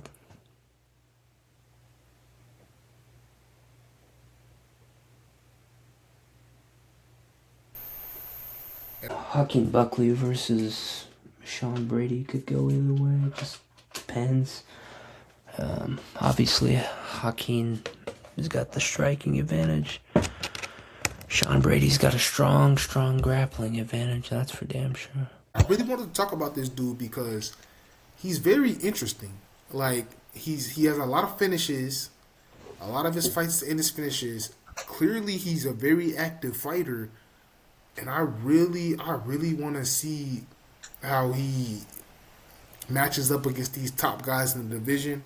That was an impressive performance. And I know it was a short notice fight for the other dude, but Jesus Christ, that was a beautiful performance. And Quillen Southkid, he continues to keep proving me wrong. 3 straight fights, 3 straight bonuses. Quillen Southkid is nothing to be played with. And like I said, we got guys like Chris Duncan, Esteban Rubic, and Ludovic Klein. We got guys like that all rising. You know what I'm saying? All rising in the division. So me personally, I feel like the lightweight division, we still got some guys in that division. And we also got people like Chris Padilla and Markel Marderos. We got people in the division that are really, like, the lightweight division is going to be all right. And I think that Markel Marderos will be a problem in the future. He's basically 12-0, 11-1, 1 loss by split decision. I feel like he'll be a problem. Definitely. Who did he lose to? It was some dude like on the regional scene. It was a split though. So you can argue that he's 12-0, but yeah, see that we got people like Chris Padilla and Markel Marderos still unranked, and those dudes are making noise. You know what I'm saying? That was a good ass fight too. Good ass fight. UFC 327. Yuri Prohaska, Carlos Ober. Yeah, It I was good mean, stuff. it was a good fight. It was a robbery. Why you say it was a robbery? It was a draw. You don't see what happened? What you think Chris won? Of course he won. I know Chris won. I know that the judges in the UFC are just fucking retarded, respectfully. How the fuck are you gonna call a fight and then call it back 2 fights later? Insane work. I think they made a huge mistake with Jamie Lynn Horth and JJ Aldrich, even though that That's what a lot of people were saying. I know. But I honestly didn't get to watch it live, but how about Junior Taffa getting back in the win column though? I know you like that. I did. I I know you like predicted that. that to happen. I know you like that. Against a solid opponent too. He's no slouch. Solid opponent. I know it was his debut. But that's a solid opponent. It does feel good to see Junior Taffa get back in the win column. That was definitely amazing. But Top of fools needed it. how How about the main event? how Sean we, Strickland versus Hamza Chimaev. you already know 5 who we going with. rounds, 485-pound title. You already know who we going with. Brother, who this guy? Sean. Smash. I smash. Nah. I kill Yeah, everybody. I no. smash. Yeah, unfortunately, I mean, unless you're just biased or you have a, I don't know. Obviously, I'm watching the the UFC fucking podcast and stuff with Dustin Poirier and Masvidal and Dean Thomas, and they're all like, "Oh, Sean's got a chance," blah blah blah. And just, I don't know.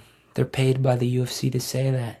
Like, of course they're gonna say he has a chance, and I'm not saying he doesn't have a chance, but I would be fucking shocked if he won this fight. Like we were saying at the beginning of the call, you know, it would be up there with some of the biggest UFC upsets of all time. The Matt Serras over GSPs, the Amanda Nunes is losing to Juliana Peñas, those type of upsets that you just you never see that type of shit happen. And yeah, I don't know. I just don't see any way that Nunez or that Sean wins this fight. I mean, it's possible. The way that he wins this fight is obviously he's going to defend takedowns, and he's going to try to gas Hamzat out, outwill him on the feet, but I think Hamzat kind of proved in his last fight that he can go 5 rounds and take people down continuously. I will say Dricus had a moment in the 5th, but he did not capitalize. So if Sean has a moment and he could capitalize, he has a chance to win, But if he's just going to keep getting taken down and not getting back up to his feet, then it'll be tough. But if Sean can, even if he gets taken down, if he can work his way back up to the fence and get back to his feet, that's going to cause some problems because Hamzat's used to taking people down and just riding them out. That's what he did against Dricus. And Dricus was even saying he didn't work the crucifix position in his camp. So, the more and more I think about it, Sean does have a chance to win. It's going to be tough. It's not a favorable fight, but, he's got good cardio. He's got good get-up ability, pretty good takedown defense overall. So, Sean's live in this fight. I don't know if he'll win, but he has a good chance. More than likely, though, I think it's probably just going to be the same way Dricus fought him. I think he's going to take him down within the first 45 seconds or less and ride him out. And yeah, I think Sean's good enough to where he probably won't get submitted, but it'll probably just rinse and repeat, 50-45, and Hamzat's going to defend the title. But, he could get a finish too. I'm not going to put that past him. Hamzat could absolutely finish him. But, yeah, I have Hamzat winning all day long. I don't think he'll sub him. If he does finish him, it's going to have to be a TKO because Sean Strickland's never been subbed, but it could be a first time. But me personally, I feel like if Dricus du Plessis didn't sub Sean Strickland, it's going to be hard for anybody in the UFC to sub Sean Strickland. he's extremely tough to get to the ground and control. Like somebody like Sean Strickland, he's just gonna want to keep moving and keep scrambling. I've seen it like a few times to where like he's been on his back and he's just able to get right back up. I've seen that from Sean Strickland. And I feel like that's one of the reasons why he's so tough to submit, because it's like once he goes down to the ground, his awareness is just there. He's like, oh, I have to get back up. I cannot be on the ground. I cannot let this dude control me. So he has that will to just not quit and get back up. And I will say that about Sean Strickland. He is extremely tough to finish. Honestly, I'm ready for this fight. This is such an interesting fight. And then also, not to mention, Khamzat has not fought in the octagon for a very long time. The last time he was in the octagon was against Dracus du Plessis. That was also Dracus' last time fighting in the UFC. That was last year in August. Yeah, that was a long time ago. Almost a full year. Right, that's when I first started my page. It was so what made that so interesting is, so Khamzat got injured, right? Sean Strickland already fought this year, so this is his second time stepping back in the octagon. Ring rust could be a huge factor for Khamzat, but at the same time, you don't want to overlook it because look at Mavsar. You know what I'm saying? Mavsar looked great. I don't care what anybody said. They try to say he looked bad on the feet. What did you see? Like what did you see? Like, I thought it was a great fight. I think Lerone Murphy won by inches on the feet, 100%. But I feel like Mavsar wasn't too far off. I feel like if Mavsar stays consistent, he keeps working on those hands, I feel like he'll do a phenomenal job. I just don't want him to do that with somebody like Alexander Volkanovski. You get what I'm saying? Don't do that with Volk. Don't do that with Max Holloway, because when Max Holloway was a featherweight, if Mavsar and Max would have fought and he would have decided to, in a 5-round fight, if he would have decided to stand with Max for 3 rounds, I don't think it would have went the way Lerone Murphy went. I feel like Lerone Murphy is a very, very underrated striker. Like, simple as that. Like, I feel like that's the truth. I feel like we didn't see enough of Lerone Murphy striking until he fought Mavsar. Then we're like, okay, this dude is pretty underrated on the striking. You know what I'm saying? I just feel like people was just overlooking his striking. Honestly, that's the truth.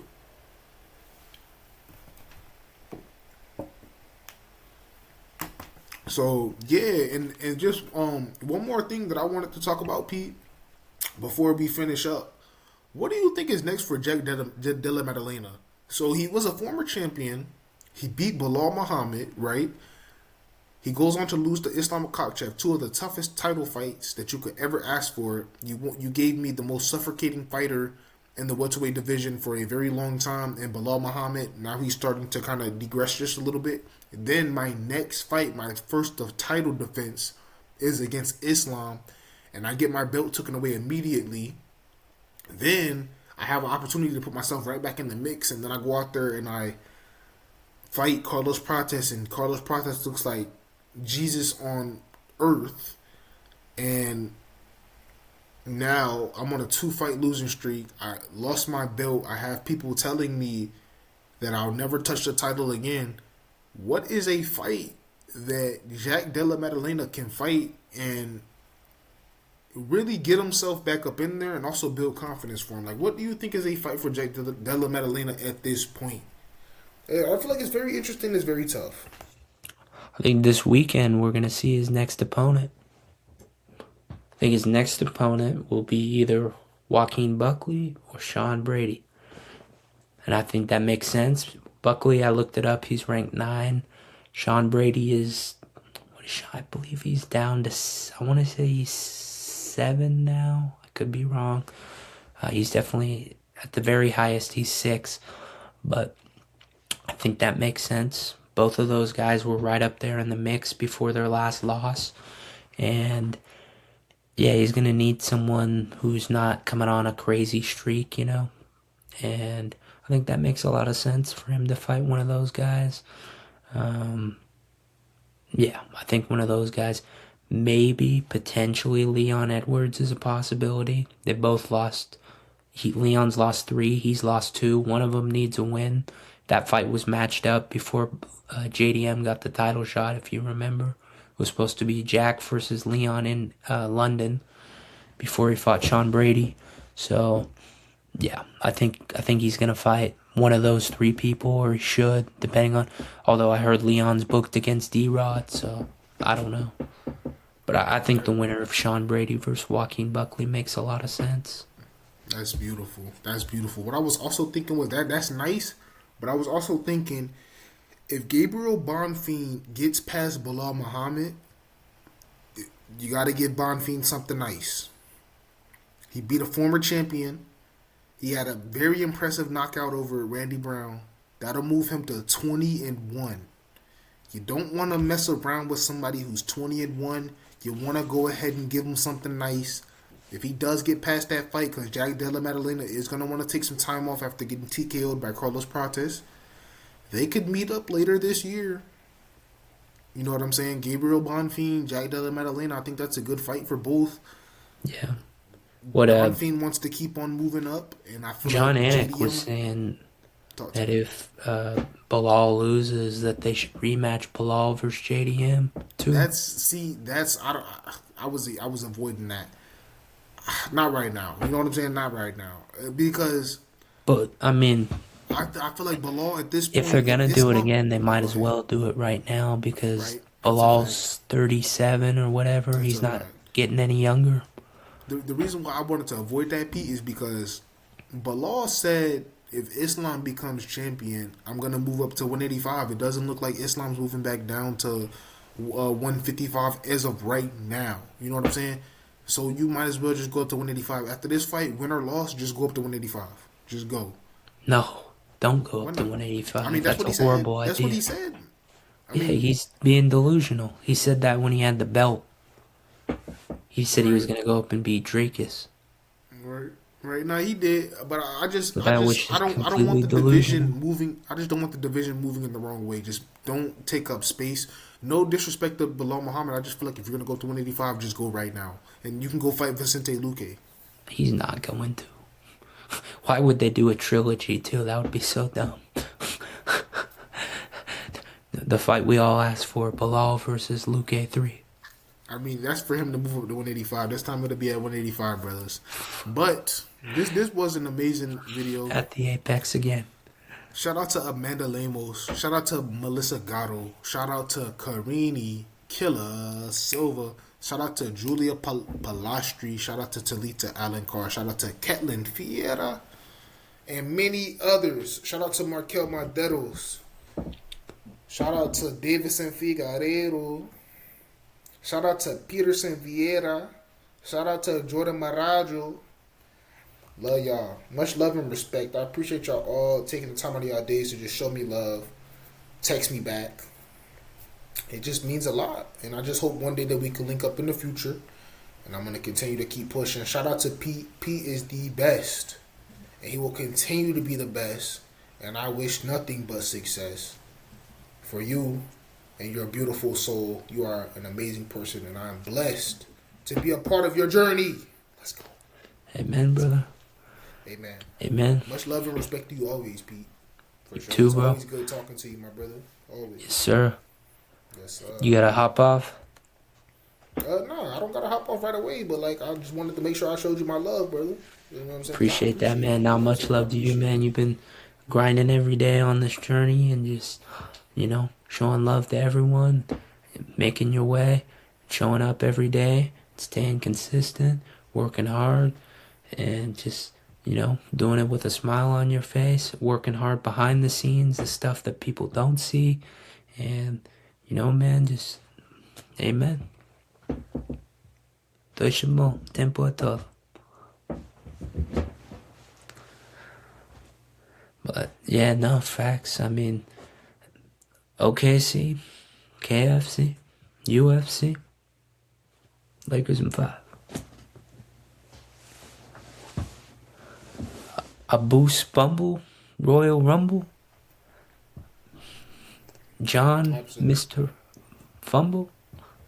Hey, I'm getting waves. Sorry, no, I'm playing. That's what everybody say when they cut me. I'm getting waves. Hey, you remember that trend when everybody was like, you should get waves, bro. All right, bro, I got you. I got you for real this time.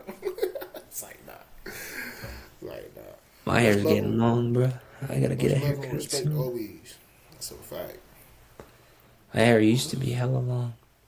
Yeah, fact. Why you cut it? Why you cut it? I got my reasons. Nah, facts. That's a fact. It was holding you back. You a better man. Huh? Amen.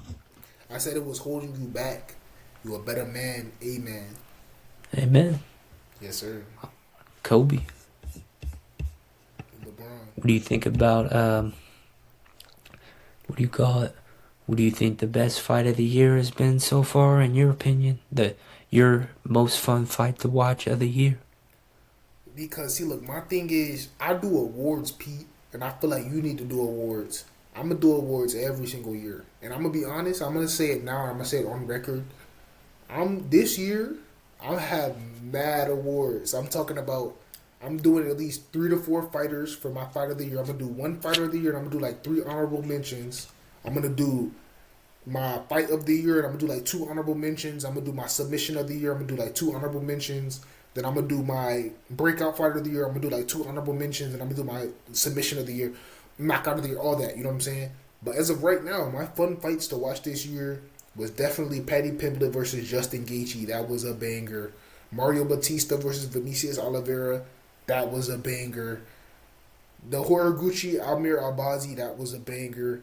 The fight between Hanato Moicano and Chris Duncan. That was a good fight. Verna Jandaroba versus Tabitha Ricci. That was a banger. Melissa Gatto versus Dion Barbosa. That was a banger. Talita Alencar versus Julia Palastri. That was a banger. What's some other fights that I liked? I'm tripping. Amanda Lemos versus Juliana Robertson. That was a banger. What's some other fight? Markel Marderos versus Chris Padilla. That was a banger. Vicente Luque versus Kevon Gastelum. That was a banger. Marwan Rahiki versus Harry Hardwick. That was a banger. Carlos Prates versus JDM. That was a banger. Shit, I have a lot more Pete shit. You know me. I love damn near all the fights on the goddamn cards. And then Alice Perez. That was a beautiful performance that she put on. No, I'm missing another one. Shit, Davison Figueiredo versus Umar Nurmagomedov. That was a solid fight. Shit. Yeah, that's pretty much all the ones I can think of off the top of my head. I know I'm missing a lot because I just love fights. I mean, for me, it's pretty easy, bro. I think it's very easy. I don't know how you missed it, too. Josh Hockett versus Curtis Blades. Oh, shit. Yeah, that was a fucking... Man, bro, that's the best fight of the year so far, in my opinion. Marc-Andre Berliot versus Olejniczak. That was a banger, too. Olejniczak? Yeah, Olejniczak. Didn't he get finished in that fight? Nah, it went the distance, but I didn't think it was going to go the distance. Those dudes did not quit, but now you're right. Berliot's a scrapper, I'll give him that. He is. Honestly, I think Adesanya versus Piper was a pretty good fight for as long as it lasted. Alexa Grasso versus Macy Barber was straight, too. I fought with that. It was bigger. It was. No, it wasn't. It was a murder. A murder. Shit. It was not back and forth at all. Fuck. I don't Trying to think of some other good ones. It was an impressive finish. Yeah. Gamrot versus Esteban Ribovic. I think that was a good fight. I don't think it was. Pretty sure Gamrot just dominated him the entire time, didn't he? I don't think it was. I mean, me personally, I think it was a good performance. Always good to see. I think Kareem Silva versus Jackson was a good fight. A good fight is a back and forth, you know? When you're just dominating someone that's not really that good of a fight. Andre Fili versus Jose Miguel Delgado. That was a good fight. Yeah, that's a good fight. That was a good-ass fight. Hella good fight, honestly. Hella back and forth. Could have gone either way. Facts. Marwan Rahiki versus Harry Hardwick. That was a really good fight. Yeah. You already said it, but Paddy versus Gaethje was a really good fight. Oof, that was a really good fight. I think there's a heavy... what's his name? Brando Perisic versus Shamil Gaziev last weekend. That was a banger. Yeah, also Dan Hooker versus BSD. That was a banger on a co-main event. Not bad. It wasn't bad. Yeah, BSD kind of fucked him up. Yeah, but it was a... You know what was a good fight on that card? Mauricio Hufi versus Rafael Fiziev. Yisa versus Olaf. That was a good fight too. Yisa did get robbed in that fight, but that was a beautiful fight. Yeah. Yisa put on a performance for the ages, and I love how he walks you down and he puts his hands up like, "Where are you going?" You know what I'm saying? I didn't get to Where's watch Vision? the fight, but I heard Go back and watch it. You have to. Jonathan McCalaf versus Obon Elliott was a really good That was a fight. good one. It was like the fight before that one. It was the fight Yeah, it was on that card. Yep, it sure was. But yeah, Yisa is good, and I cannot wait to see Yisa fight. I'm so mad that he's not fighting on that card with Figueiredo versus Song. He's so perfect to put him on that. I think card. Song versus O'Malley was a pretty good fight too. I agree. I think. I still think Song low key won. But Honestly, it looked like he did enough, bro. It looked like he did enough. Honestly, it was really close. Of course, in a fight that close, they're gonna give it to O'Malley. Oh yeah, 100%. But nah, Song did enough for sure. Shit, Rizvan Kunayev versus Jelante Almeida. Don't hit me with that bullshit. I didn't know we were talking about worst fights of all time. I mean, Carlos Barza versus Rose 2 was a banger. Derek Lewis versus Ngannou was a banger. Oh nah, come on, stop. Okay, no. Now you really need to stop. now you really need to stop. Let's see, Dominic Reyes versus Johnny Walker, bro. Fight of the year. One of the best fights of all time, if you're Now asking you me. trolling. I won't trolling. That was actually a good fight. Rizvan versus Jelante Almeida was a good fight. No, it wasn't. It's like, I'm playing. I'm playing. Chill on me. But It's yeah. like saying Sharknado was a good movie. Who? Sharknado? Not ringing no bells. No, listen, you wanna know why it's not ringing no bells? Because it's 4:40 in the morning. Let's do it. Let's do it. It ain't ringing no bell. Sharknado. Never heard of it. Only thing I heard of was the shark doo-doo-doo. That's all I heard. I ain't heard. If it ain't that, I ain't heard it, fam. Fact, respectfully. But yes, sir. I'm about to say, you ready to end this one?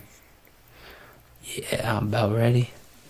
Let's About to do it. sign off. Another good Shout one. out to Amanda Lemos, Karini Killers. I hate you. Bro, no, this is what Pete like. He like, bro, do not start your shit, bro. They don't even fuck with you like that. You feel me? Do not start your shit. You already shouted him out.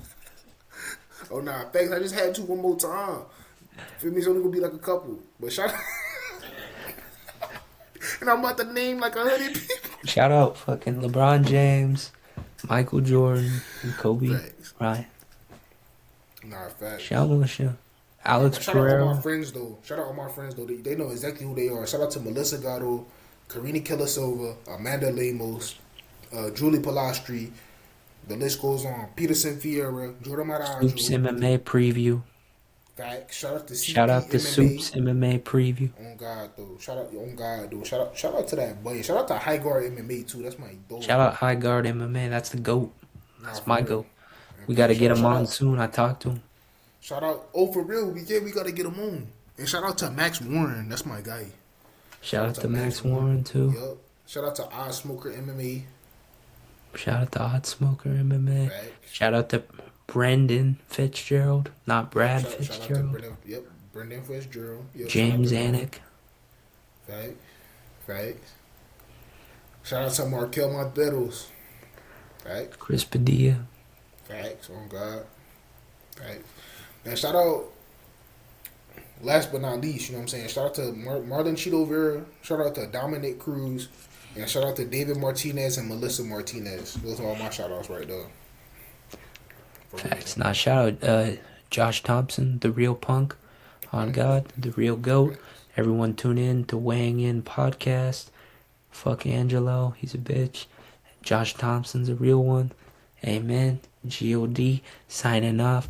And shout out to CP Leaders Cam's of Tomorrow. Talk. Shout out to Amen. Leaders of Tomorrow. Deutsche Boom. Tempo a todo.